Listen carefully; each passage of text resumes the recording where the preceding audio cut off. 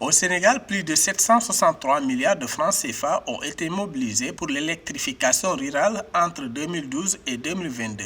Annonce faite le mercredi 10 juillet 2024 par l'Agence pour l'électrification rurale ASER. Selon l'ASER, cette source financière a permis la mise en œuvre de deux alternatives de planification stratégique, à savoir le plan national d'électrification rurale 2015-2017 avec l'ambition d'augmenter le taux de 30% à 60% et le plan d'urgence d'électrification toujours en vigueur et qui a pour objectif d'atteindre 100% en 2025.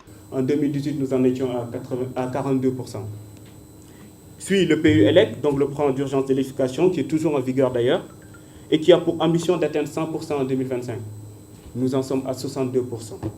Ces chiffres montrent à suffisance qu'il y a nécessité d'établir une approche durable et sortir de la logique d'urgence.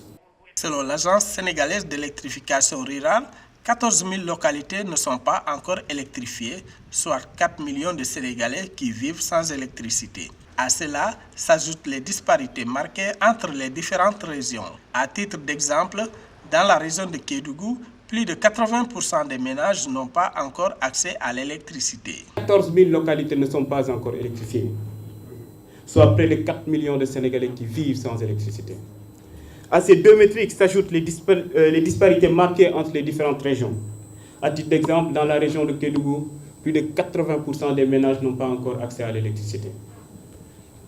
Cet état de fait nous renseigne à quel point il urge de travailler à atteindre trois objectifs principalement. Objectif numéro 1, diminuer le gap existant entre les différentes régions dans un souci d'équité sociale. Objectif numéro 2, augmenter la célérité de l'accès universel à l'électricité avec une planification rigoureuse et une exécution efficace des projets.